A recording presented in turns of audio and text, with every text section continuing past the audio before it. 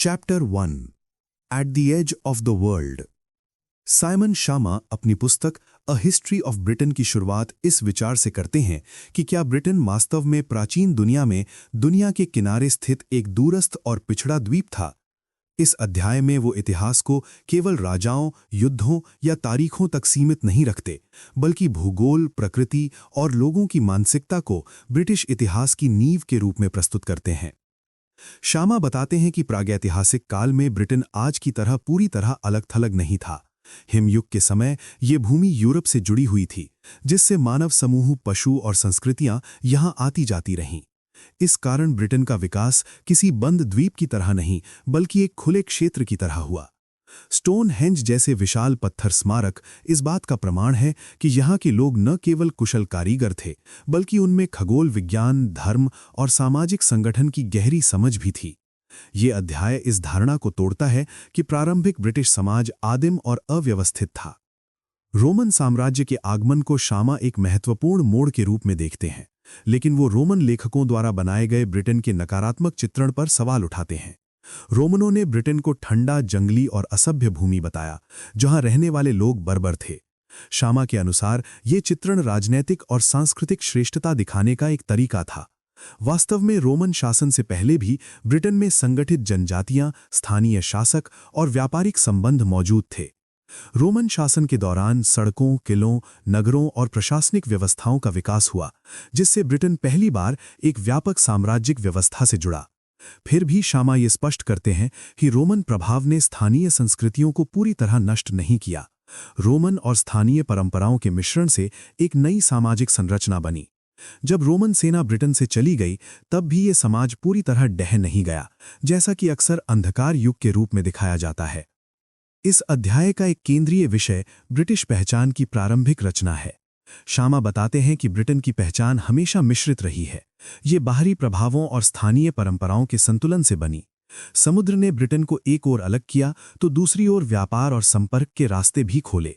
इसी कारण ब्रिटिश समाज में आत्मनिर्भरता, संदेह और स्वतंत्र सोच जैसी प्रवृत्तियां विकसित हुईं। अध्याय के अंत में शामा इस निष्कर्ष पर पहुंचते हैं कि ब्रिटेन कभी भी पूरी तरह दुनिया के किनारे नहीं रहा।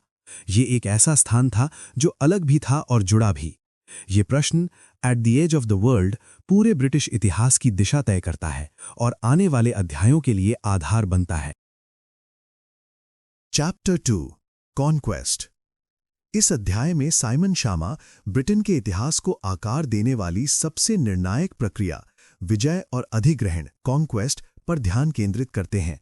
वो ये स्पष्ट करते हैं कि ब्रिटिश इतिहास किसी एक बड़े आक्रमण की कहानी नहीं है, बल्कि कई लगातार विजयों, बसावटों और सांस्कृतिक टकरावों का परिणाम है। हर नए विजेता ने केवल भूमि ही नहीं जीती, बल्कि भाषा, कानून और पहचान पर भी अपना प्रभाव छोड़ा। शामा अध्याय की शुरुआत रोमन शासन के बाद के काल से करते हैं, जब ब्रिटेन एक बार फिर बाहरी आक्रमणों के लिए खुला हुआ था। एंग्लो सैक्सन जनजातियां, एंगल्स, सैक्सन्स और जूट्स ब्रिटेन में आईं और धीरे धीरे यहां बस गईं। ये प्रक्रिया अचानक नहीं थी, बल्कि लंबे समय तक चली हिंसा, समझौते और समायोजन का परिणाम थी। इन विजयों ने रोमन ब्रिटिश संस्कृति को पूरी तरह समाप्त नहीं किया, बल्कि उसे पीछे धकेल दिया और नई शक्ति संरचनाएं स्थापित कीं। अध्याय में शामा दिखाते हैं कि विजय केवल तलवार से नहीं होती, बल्कि कथा और प्रतीकों के माध्यम से भी होती है। एंग्लो सैक्सन शासकों ने अपने वंश को पौराणिक नायकों से जोड़ा, जिससे उनका शासन वैध प्रतीत हो।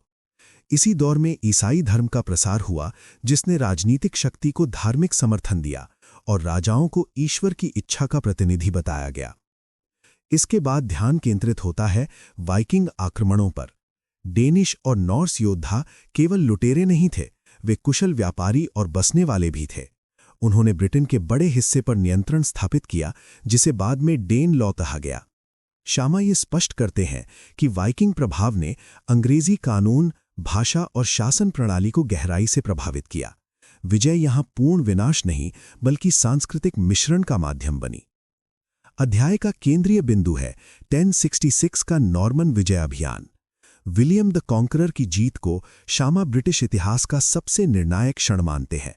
ये केवल एक राजा का बदलना नहीं था, बल्कि पूरे सत्ता ढांचे का पुनर्गठन था। नॉर्मनों ने भूमि, किले, चर्च और प्रशासन पर कठोर नियंत्रण स्थापित किया। डूम्सडे बुक जैसे दस्तावेजों के माध्यम से उन्होंने पहली बार ब्रिटेन को एक व्यवस्थित और लेखा-जोखा रखने वाला राज्य बनाया। शामा ये भी दिखाते हैं कि नॉर्मन विजय के बाद अंग्रेज समाज में गहरी खाई पैदा हुई।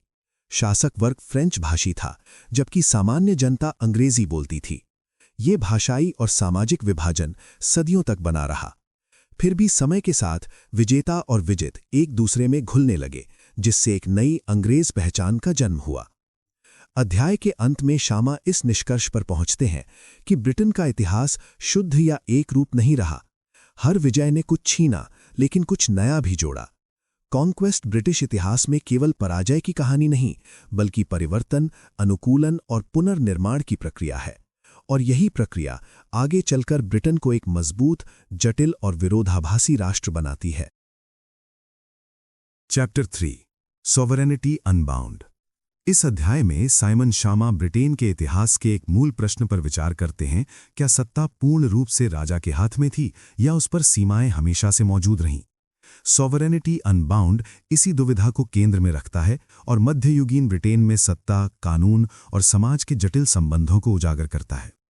नॉर्मन विजय के बाद इंग्लैंड में एक शक्तिशाली राजशाही की स्थापना हुई, लेकिन शामा बताते हैं कि ये शक्ति कभी भी पूरी तरह निरंकुश नहीं थी। राजा भूमि का स्वामी था, कानून का स्रोत माना जाता था और ईश्वर की इच्छा का प्रतिनिधि समझा जाता था। फिर भी उसे सामंतों, चर्च और परंपराओं के साथ लगातार समझौता करना पड़ता था। इस तरह ब्रिटिश सत्ता की प्रकृति शुरू से ही बातचीत और संतुलन पर आधारित रही। अध्याय में कानून के विकास को विशेष महत्व दिया गया है। शामा बताते हैं कि इंग्लैंड में राजा कानून से ऊपर है की धारणा कभी पूरी तरह स्थापित नहीं हो पाई। कॉमन लॉ की परंपरा विकसित हुई, जिसने राजा की इच्छा को लिखित और अलिखित नियमों से बांध दिया। शाही न्यायालयों और घूमते हुए न्यायाधीशों ने पूरे देश में एक समान कानूनी संस्कृति को जन्म दिया, जिससे स्थानीय प्रभुओं की मनमानी सीमित हुई। इस अध्याय का केंद्रीय क्षण है मैग्ना कार्टा 1215। शामा इसे आधुनिक लोकतंत्र का सीधा जन्म नहीं मानते, बल्कि इसे शक्ति संघर्ष का परिणाम बताते हैं।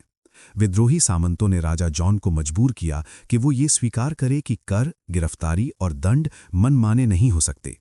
यद्यपि मैग्ना कार्टा आम जनता के अधिकारों की घोषणा नहीं थी, फिर भी इसने ये स्थायी विचार स्थापित किया कि राजा की सत्ता पर कानूनी सीमाएं लग सकती हैं।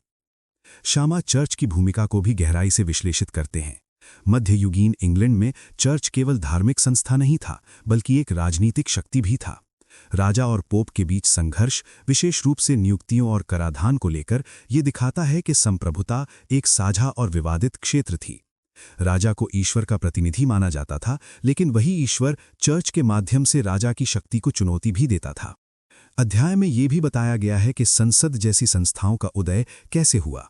प्रारंभ में ये केवल सलाहकार सभा थी, लेकिन धीरे धीरे करों की स्वीकृति और कानून निर्माण में इसकी भूमिका बढ़ी। शामा बताते हैं कि इंग्लैंड में प्रतिनिधित्व की ये परंपरा किसी आदर्शवाद से नहीं, बल्कि राजाओं की वित्तीय जरूरतों और सामंतों के दबाव से पैदा हुई। अध्याय के अंत में शामा इस निष्कर्ष पर पहुंचते हैं कि ब्रिटेन की राजनीतिक परंपरा का मूल तत्व सीमित संप्रभुता है। यहां सत्ता कभी पूरी तरह अनबाउंड नहीं रही। संघर्ष, समझौते और कानून के माध्यम से शक्ति को लगातार परिभाषित किया गया। यही परंपरा आगे चलकर संवैधानिक शासन, कानून के राज और नागरिक स्वतंत्रताओं की नींव बनती है, जो ब्रिटिश इतिहास को अन्य यूरोपीय राजशाहियों से अलग पहचान देती है। Chapter 4 aliens and natives. इस अध्याय में साइमन शामा ब्रिटेन के भीतर रहने वाले विभिन्न समुदायों के बीच संबंधों, तनावों और संघर्षों का अध्ययन करते हैं। एलियंस एंड नेटिव्स इस विचार को केंद्र में रखता है कि ब्रिटेन की पहचान केवल बाहरी आक्रमणों से ही नहीं, बल्कि द्वीप के भीतर मौजूद अलग अलग लोगों, अंग्रेज, वेल्श, स्कॉट्स और आयरिश के बीच जटिल रिश्तों से बनी है। यहां एलियन और नेटिव की परिभाषा समय और सत्ता के साथ बदलती रहती है। शामा बताते हैं कि मध्ययुगीन इंग्लैंड में इंग्लिशनेस कोई स्थिर या स्वाभाविक पहचान नहीं थी। यह सत्ता, भाषा और कानून के माध्यम से धीरे धीरे गढ़ी गई। अंग्रेज शासकों ने स्वयं को सभ्य और कानून प्रिय दिखाया, जबकि वेल्श, स्कॉट्स और आयरिश को अक्सर असभ्य, हिंसक या पिछड़ा बताया गया। यह चित्रण केवल सांस्कृतिक नहीं, बल्कि राजनीतिक था। इसका उद्देश्य विस्तार और नियंत्रण को उचित ठहराना था। वेल्स के संदर्भ में शामा दिखाते हैं कि कैसे अंग्रेज राजाओं ने सैन्य शक्ति और किलों के नेटवर्क के माध्यम से नियंत्रण स्थापित किया। वेल्श राजकुमारों को धीरे धीरे अधीन किया गया और अंग्रेज कानून थोपे गए। फिर भी वेल्श भाषा और संस्कृति पूरी तरह समाप्त नहीं हुई। इसके विपरीत दमन ने सांस्कृतिक प्रतिरोध को और मजबूत किया, जिससे पहचान और अधिक सशक्त हुई। स्कॉटलैंड के साथ संबंध और भी जटिल थे। शामा बताते हैं कि स्कॉटलैंड केवल एक अधीन क्षेत्र नहीं था, बल्कि एक स्वतंत्र राज्य था जिसकी अपनी राजशाही, चर्च और कानून व्यवस्था थी। इंग्लैंड के राजाओं ने बार बार स्कॉटलैंड पर प्रभुत्व स्थापित करने की कोशिश की, लेकिन उन्हें लगातार प्रतिरोध का सामना करना पड़ा। विलियम वॉलेस और रॉबर्ट द ब्रूस जैसे व्यक्तित्व इस संघर्ष के प्रतीक बने। यहाँ एलियन और नेटिव की रेखा साफ नहीं थी, दोनों समाज एक दूसरे से प्रभावित भी थे और टकराते भी थे। आयरलैंड के मामले में शामा सबसे कठोर और असमान संबंधों को उजागर करते हैं। अंग्रेज शासन ने आयरलैंड को एक ऐसे क्षेत्र के रूप में देखा जिसे सभ्य बनाया जाना था। अंग्रेज बसने वालों को भूमि दी गई और स्थानीय आयरिश आबादी को कानून और संसाधनों से वंचित किया गया। शामा बताते हैं कि आयरलैंड में अंग्रेज उपस्थिति उपनिवेशवाद की प्रारंभिक झलक देती है, जहां नस्ल, धर्म और संस्कृति के आधार पर स्पष्ट विभाजन पैदा हुआ। अध्याय में यह भी दिखाया गया है कि एलियन केवल द्वीप के बाहर के लोग नहीं थे। यहूदी समुदाय जैसे समूह जो इंग्लैंड में रहते थे, उन्हें भी बाहरी माना गया। उन्हें आर्थिक रूप से उपयोगी तो समझा गया, लेकिन सामाजिक रूप से अलग रखा गया, जिसका चरम 1290 में उनके निष्कासन के रूप में सामने आया।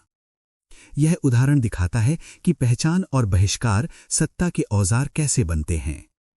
अध्याय के अंत में शामा यह निष्कर्ष निकालते हैं कि ब्रिटेन का इतिहास लगातार हम और वे की रेखाएं खींचने की प्रक्रिया रहा है। फिर भी यही टकराव और सह अस्तित्व ब्रिटेन को बहुस्तरीय और जटिल समाज बनाता है। एलियंस एंड नेटिव्स यह स्पष्ट करता है कि ब्रिटिश पहचान किसी एक जाति या संस्कृति की नहीं, बल्कि संघर्ष, समायोजन और विविधता की उपज है। Chapter 5 king death. इस अध्याय में साइमन शामा मध्ययुगीन ब्रिटेन को झकझोर देने वाली सबसे बड़ी शक्ति, मृत्यु, को इतिहास के केंद्र में रखते हैं। किंग डेथ ये दिखाता है कि कैसे बीमारी, महामारी और हिंसा ने राजाओं की सत्ता को चुनौती दी और समाज की संरचना को गहराई से बदल दिया। यहां मृत्यु केवल एक प्राकृतिक घटना नहीं, बल्कि एक राजनीतिक और सामाजिक शक्ति बनकर उभरती है।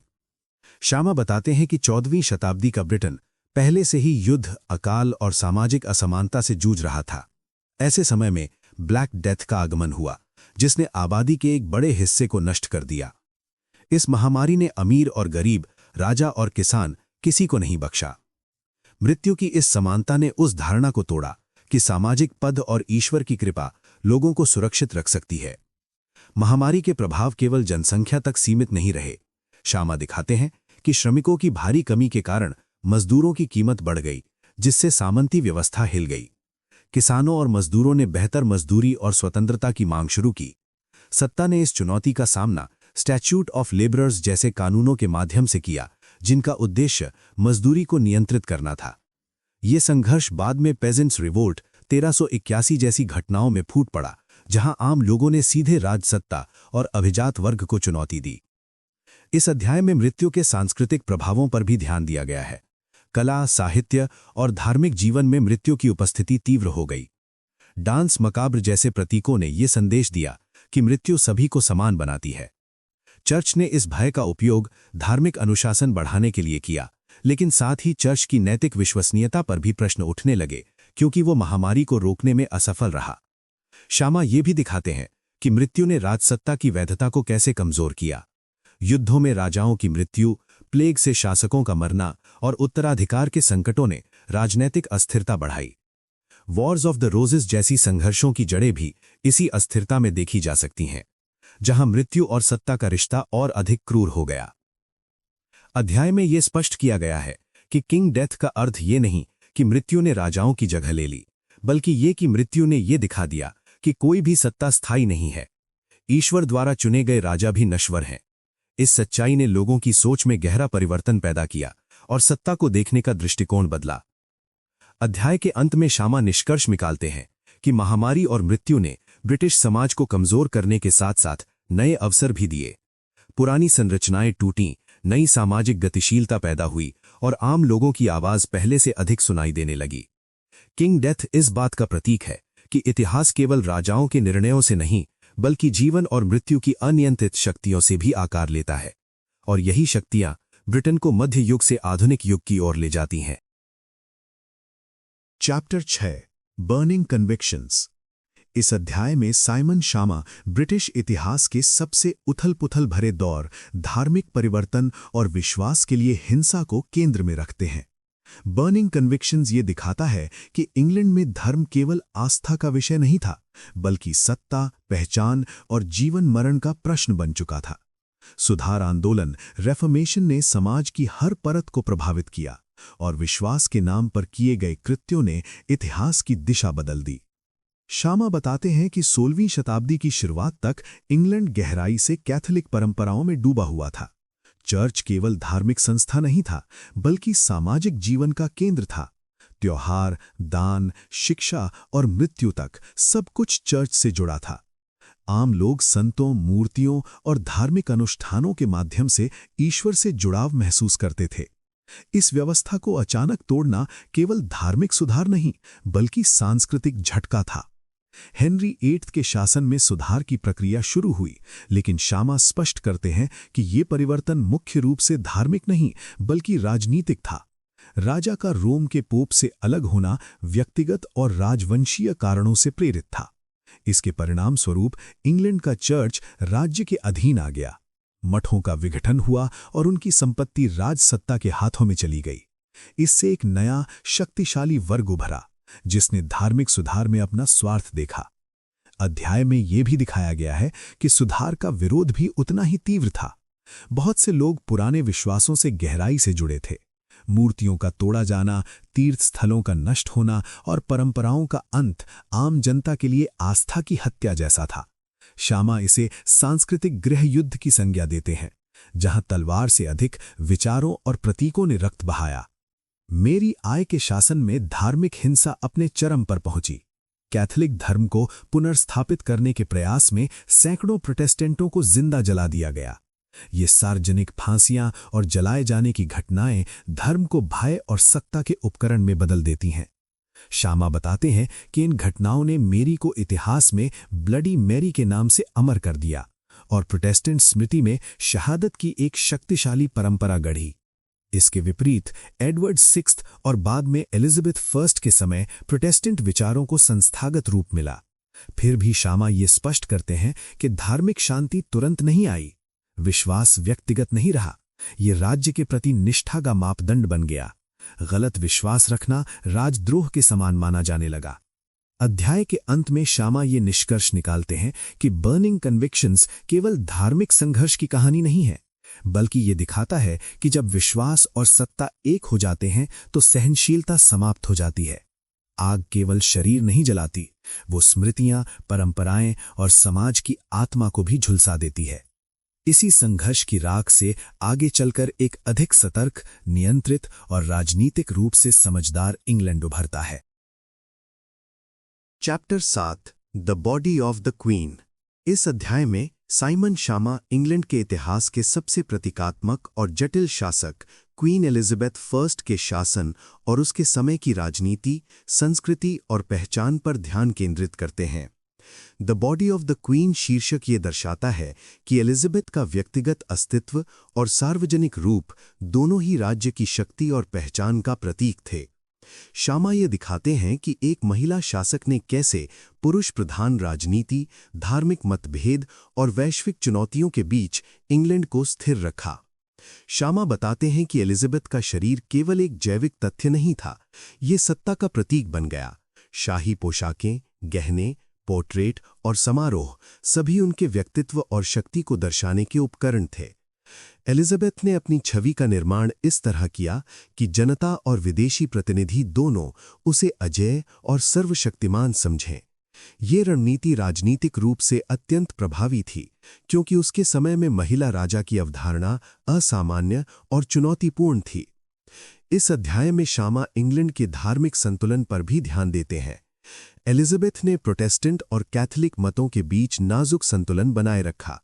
उसने रिलीजियस सेटलमेंट 1569 लागू किया, जिसने प्रोटेस्टेंट धर्म को आधिकारिक बनाया, लेकिन कैथोलिक्स को पूरी तरह दमन नहीं किया। इस संतुलन ने देश में धार्मिक युद्धों के जोखिम को कम किया और राशन को स्थिर रखा। शामा स्पष्ट करते हैं कि एलिजाबेथ की शारीरिक उपस्थिति और सार्वजनिक व्यवहार इस संतुलन को सशक्त करते थे। उसकी छवि ने शक्ति और न्याय दोनों का प्रतीक बने रहने में मदद की। इस अध्याय में यह भी दिखाया जाता है कि एलिजाबेथ ने अंतर्राष्ट्रीय राजनीति में अपनी स्थिति कैसे मजबूत की। स्पेन, फ्रांस और स्कॉटलैंड के साथ रिश्तों को संभालना और समुद्री विजय के लिए नेवी को मजबूत करना उसकी रणनीति का हिस्सा था। अर्माडा का मुकाबला 1588 एलिजाबेथ की व्यक्तिगत और राष्ट्रीय शक्ति का प्रतीक बन गया। शामा बताते हैं कि इस विजय ने न केवल इंग्लैंड को एक मजबूत समुद्री शक्ति के रूप में स्थापित किया, बल्कि एलिजाबेथ की छवि को अमर कर दिया। शामा ये भी बताते हैं कि एलिजाबेथ की व्यक्तिगत जीवन शैली, क्यों उसने विवाह नहीं किया, कैसे उसने अपने निजी संबंधों को नियंत्रित किया, राजनीति का हिस्सा थी। उसका वर्जिन क्वीन का रूप जनता के लिए प्रेरणा का स्रोत और शाही सत्ता का प्रतीक था। उसका शरीर और छवि राज्य के नियंत्रण का एक उपकरण बन गई, जिससे उसने अपने शासनकाल को सुरक्षित और प्रभावी बनाया। अध्याय के अंत में शामा निष्कर्ष निकालते हैं कि the body of the queen ये दिखाता है कि एलिजाबेथ का व्यक्तित्व, उसकी रणनीति और उसकी छवि सभी इंग्लैंड की राष्ट्रीय पहचान और राजनीतिक स्थिरता के लिए निर्णायक थे। उसकी सत्ता केवल कानून या सैन्य शक्ति में नहीं थी, बल्कि प्रतीक, छवि और जनता के विश्वास में निहित थी। इस प्रकार एलिजाबेथ फर्स्ट का शासन मध्ययुगीन इंग्लैंड को आधुनिक राष्ट्र की ओर ले जाने वाली प्रक्रिया का महत्वपूर्ण मोड़ बन गया। दोस्तों, इस ऑडियो बुक सुनने के लिए धन्यवाद। मिलते हैं और नई रोचक और रसप्रद किताब के साथ। और हाँ, हमारी चैनल को लाइक, शेयर और सब्सक्राइब करना ना भूलें।